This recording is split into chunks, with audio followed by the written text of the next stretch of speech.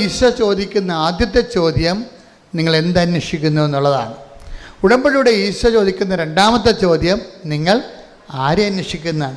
അപ്പോൾ ബുദ്ധിയുള്ള മനുഷ്യ, ദൈവവേദലെ നീ മനസ്സിലാക്കണം, ക്യാഷ് ആൻഡ് കൈൻഡ് ആയിട്ടുള്ളൊരു കാലം കഴിയുമ്പോൾ പിന്നീട് നീ അതിലൂടെ കർത്താവിനെ അന്വേഷിക്കാൻ വേണ്ടി ദൈവം ആഗ്രഹിക്കുന്നു. ശ്രദ്ധിക്കട്ടെ.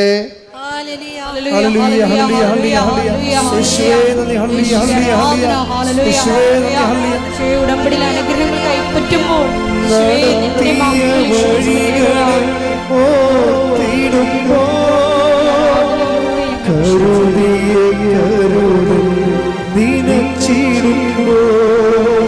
നടത്തിയ വഴികളെ കരുതിയ കരുതൽ നിനച്ചിരുമ്പോ. പരിശുദ്ധ പരമദിവ്യകാരുണ്യത്തിന് ആരാധനയും സ്തുതിയും പുകഴ്ചയും. ഇപ്പൊ ഈശോ പരിശുദ്ധാത്മാവ് നമ്മളെ നയിച്ചുകൊണ്ടിരിക്കുന്നത് എന്താണ്? ഏറ്റവും ഉടമ്പടിയുടെ ഏറ്റവും അടിസ്ഥാനം എന്താണ്? ദൈവത്തിൻ്റെ വാഗ്ദാനങ്ങളാണ് ഉടമ്പടിയുടെ അടിസ്ഥാനം. ഈ വാഗ്ദാനങ്ങളിൽ വെച്ച് ഏറ്റവും ഗ്രേഡഡ് ആയിട്ടുള്ള വാഗ്ദാനം എന്താണ്? ആദ്യത്തെ 10 റാങ്കിലുള്ള ഇതിൻ്റെ വാഗ്ദാനം എന്താണ്? ടോപ്പ് റാങ്കിലുള്ള വാഗ്ദാനം എന്താണ്? അത് പ്രസൻസാണ്. എന്താണ്? ദൈവത്തിൻ്റെ സാന്നിധ്യം. അതാണ്. അപ്പോൾ നമ്മൾ ഉടമ്പടിയിൽ നമ്മൾ അടിസ്ഥാനപ്പെടുത്തുന്നത് എന്തിനു വേണ്ടിയാണ്? ദൈവത്തിൻ്റെ സാന്നിധ്യത്തിന് വേണ്ടി. എൻ്റെ മക്കൾ, ദൈവത്തിൻ്റെ സാന്നിധ്യത്തിന് എന്താണ്?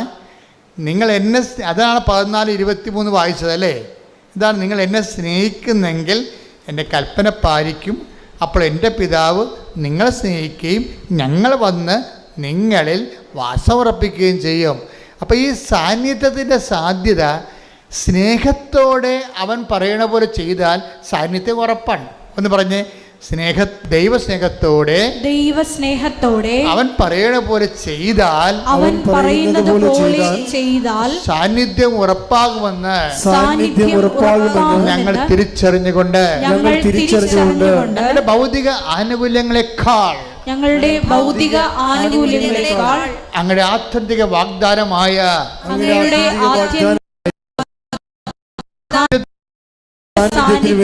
ആഗ്രഹിക്കാൻ ഞങ്ങളെ അഭിഷേകം ചെയ്യണമേ.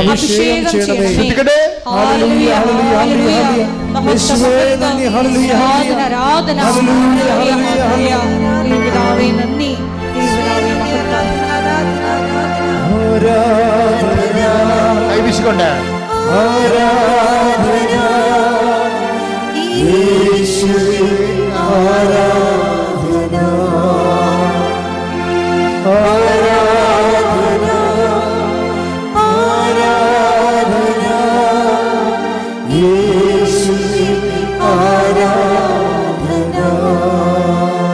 പരിശുദ്ധ പരമദിവ്യകാരുണ്യത്തിന് ഏറ്റവും ടോപ്പായിട്ട് ഉടമ്പടി നിബന്ധന പാലിച്ച ഒരു മനുഷ്യനുണ്ട് ബൈബിളിലെ, പുതിയ നിയമത്തിൽ ഏറ്റവും ടോപ്പായിട്ട്. ഞാൻ അയാളെപ്പോലെ ഉടമ്പടി പാലിച്ച ആരെയും ഞാൻ കണ്ടിട്ടില്ല. ഏറ്റവും ടോപ്പായിട്ട് ഉടമ്പടി പാലിച്ച അയാളോടാണ് ദൈവം സാന്നിധ്യം ഗ്യാരണ്ടി ചെയ്യണമുണ്ട്. ദൈവം സാന്നിധ്യം ഗ്യാരണ്ടി ചെയ്യണം. ആരാണെന്ന് പറയാമോ? ഏറ്റവും ടോപ്പായിട്ട് ഉടമ്പടി പാലിച്ച ഒരാളുണ്ട് ബൈബിളിൽ. അയാൾക്കാണ് ദൈവം സാന്നിധ്യം ഗ്യാരണ്ടി ചെയ്യണത്. ആരാണെന്ന് പറയാമോ? പുതിയ നിയമത്തിൽ നിന്ന് പറഞ്ഞാൽ മതി, അറിയൊന്നുമില്ല. സാന്നിധ്യം ഗ്യാരണ്ടി ചെയ്യണം. കർത്താവ് സാന്നിധ്യം ഗ്യാരണ്ടി ചെയ്യണം. എനിക്ക് തോന്നിയിരിക്കണത് ഈ ദിവസങ്ങളിൽ പീഡാനുഭവ ധ്യാനങ്ങളുമായിട്ടൊക്കെ സഞ്ചരിച്ചപ്പോൾ എൻ്റെ മനസ്സിൽ വന്ന് ഇതിൻ്റെ സ്വകാര്യ ധ്യാനത്തിൽ വന്നൊരാളാണ് ഈ മൂത്ത പുത്രൻ. ദൈവം എപ്പോഴും, ഞാൻ ഈ അച്ഛനായ കാലം മുതലേ ഇളയ പുത്രനോട്, കർത്താവ് ഇങ്ങനെ ഇളയ പുത്രനെ ഇങ്ങനെ ഹൈലൈറ്റ് ചെയ്യുന്നതായിട്ട് കാണുന്നുണ്ടെങ്കിലും അവൻ ഭയങ്കര ഒരു ബേസിക് കോഴ്സുകാരനായിട്ട് എനിക്ക് തോന്നിയിട്ടുണ്ട് പലപ്പോഴും. യഥാർത്ഥ ആൾ മൂത്ത പുത്രനാണ്. ദൈവത്തിന് പണ്ട് മൂലമുള്ള ഒരു എന്താണ് ഒരു പ്രവർത്തന രീതിയുണ്ട്. ഏറ്റവും നല്ല സംഭവത്തിനെ മൂടിക്കളയും. അത് ദൈവത്തിൻ്റെ ഈ വചനത്തിൻ്റെ ഒരു രീതിയാണ്. നിങ്ങൾ രത്നമാണ് പറയുമ്പോൾ അത് കുഴിച്ചിട്ടിരിക്കണമെന്ന് പറയും. രക്തത്തിൻ്റെ കാര്യം പറഞ്ഞാൽ എന്ത് പറയും? അത് കുഴിച്ചിട്ടിരിക്കുകയാണ്, കുഴിമാന്തി എടുക്കാൻ പറയും.